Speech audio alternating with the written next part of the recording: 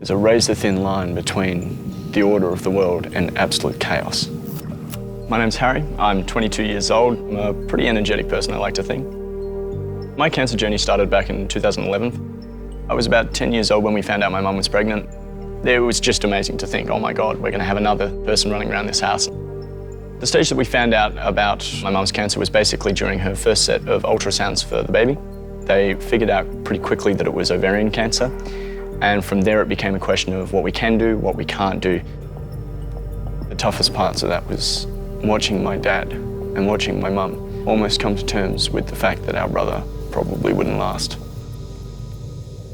Watching the two strongest people you know suddenly so vulnerable. Ryan, my brother, he was delivered prematurely, but he didn't last more than a couple of days. I think after Ryan's death, it was a sort of kind of rush back into the pace. Chemotherapy, radiotherapy. My mum actually made it really well through. She put up a great fight. Luckily, we actually managed to get through into remission.